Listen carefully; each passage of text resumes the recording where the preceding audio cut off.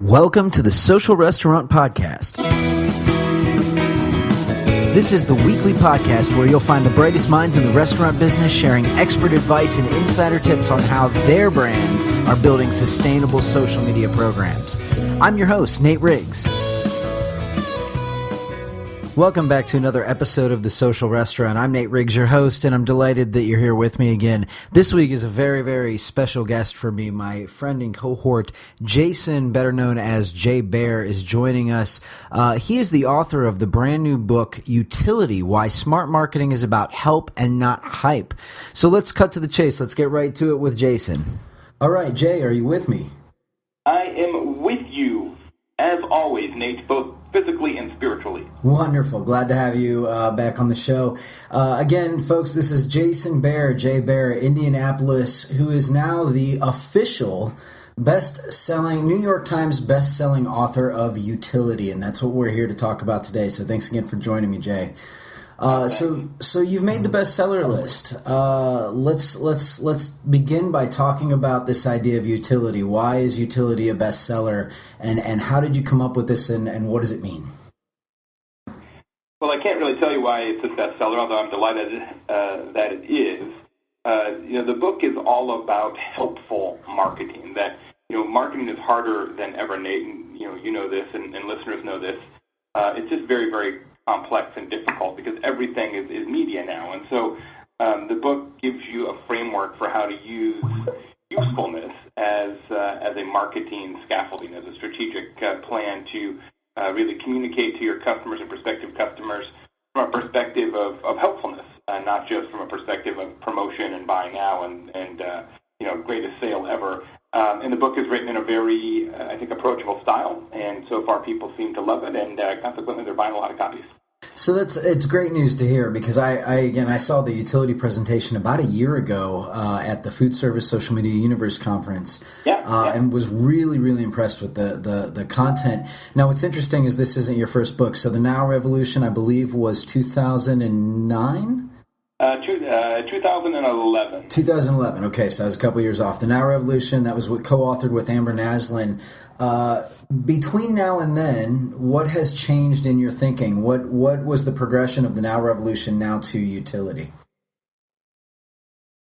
Well, the Now Revolution was really a social business book. In fact, it was probably the first social business book, so much so that we didn't even use the word social business in the book. And it was really written to help companies kind of understand the cultural transformation required to embrace social media fully.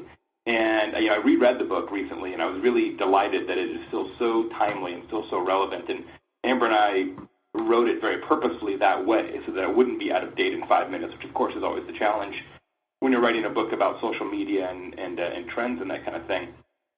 Youtility is a different kind of book. It's written for a broader audience, for sure. It's much more of what you would call a content marketing book, more so than a social media book. Of course, I talk about social media in the book, but it is by no means a social media book the way many of them are, and that's intentional. So, what we see today, Nate, is lots and lots of people creating content and embracing content as part of their marketing strategy, which is great, but there's not a lot of rationale for why and how to do that. People are like, well, create content. Okay, why? Well, for me, the why is so that you can create a bond based on utility between your company and your customers, and that's why I wrote this book at this time.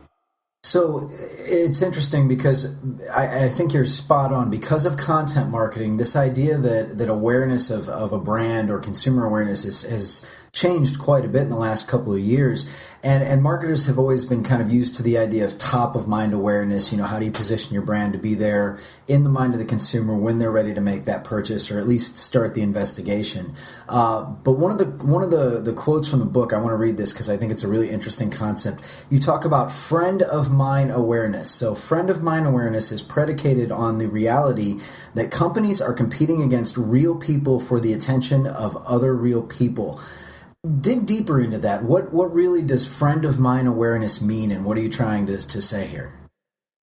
When you look at your Facebook feed or your Twitter account or your Instagram or your Pinterest or even really your email inbox, what you'll see is a combination of personal and professional relationships, right? So if you look in your Facebook feed, it's something from a friend, something from a company, something from your wife, something from a company, and that's true for everybody.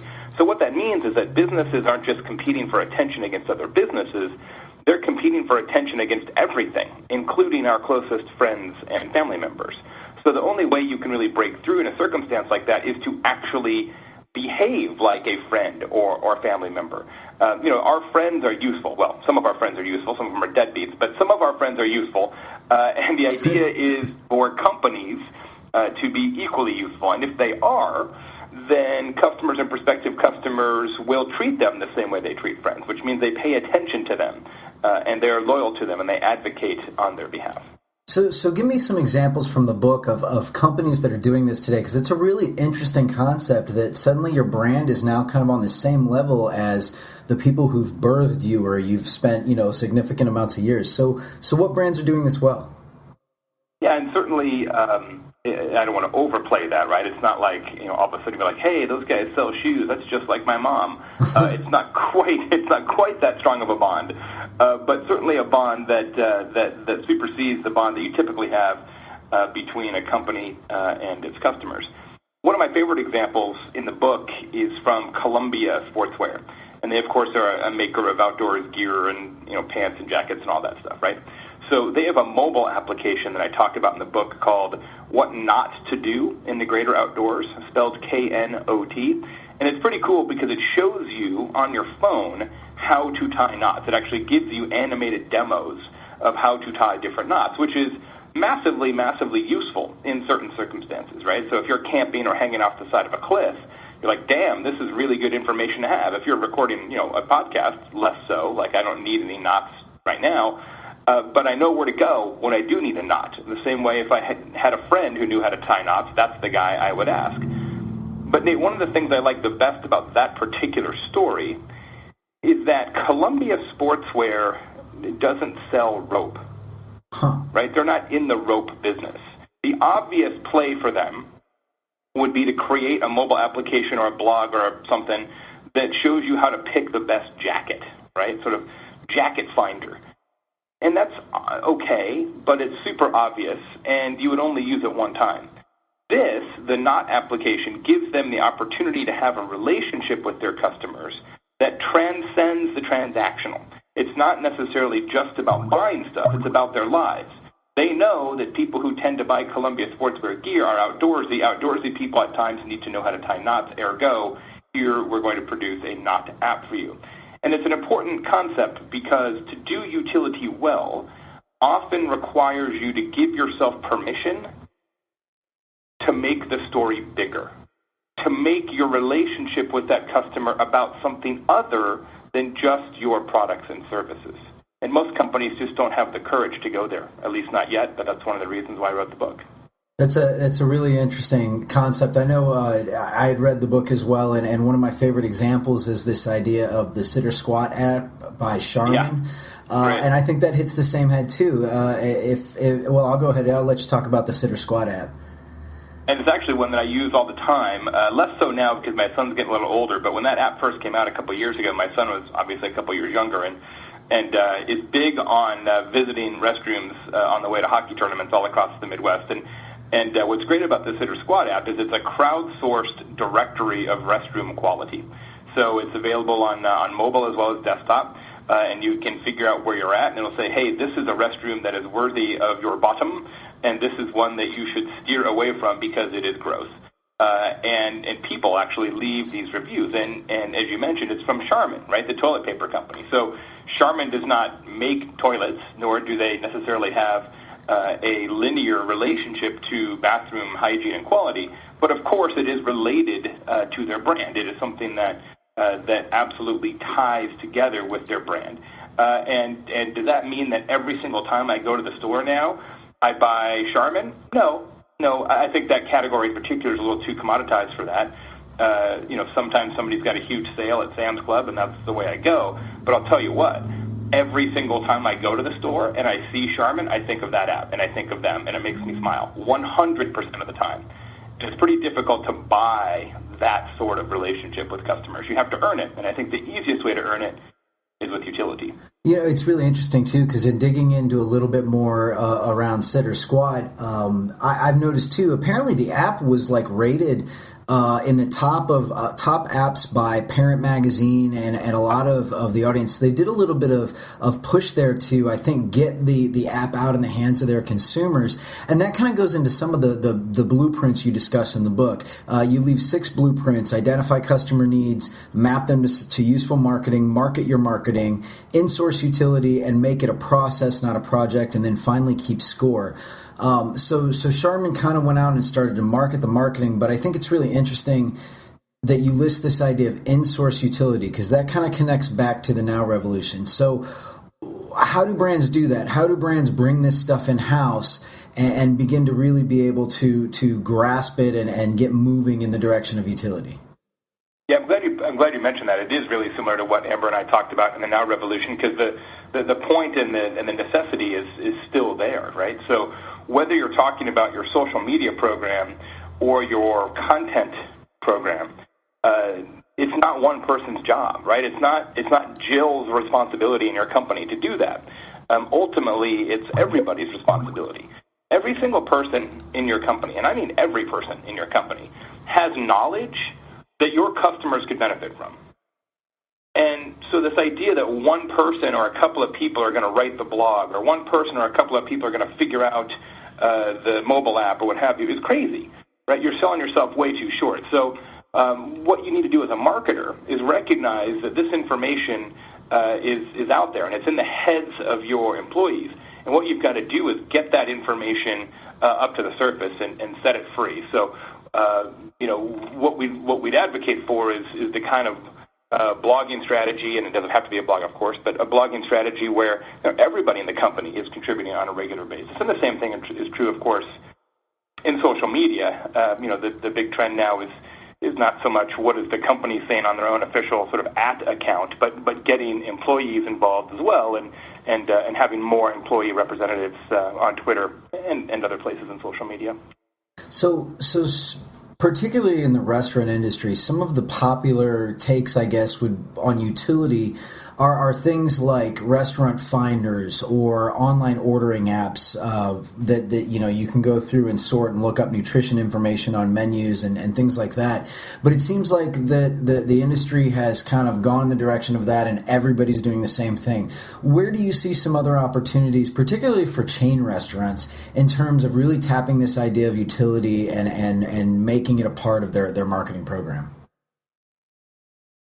Yeah, I agree, and I think a big part of it, Nate, is this idea of making the story bigger, right? So utility in a restaurant context that is about that restaurant is only marginally interesting, right? So I think it's what can you do that is related but not exact. So, for example, many chain restaurants are interested in having more business for families, right? Because kids come in and parents buy stuff and all that, and sometimes they have kids discounts or kids eat free on Tuesdays or that kind of thing, right?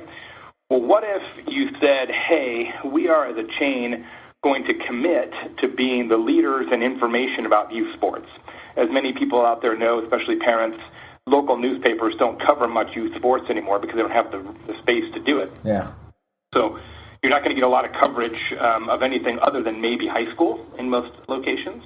So what if you took a chain restaurant that said, what we're going to do is we're going to create an email newsletter that comes out every Monday, and that email newsletter lists all the Little League sports scores and highlights for, football, baseball, soccer, softball, all the things in our town.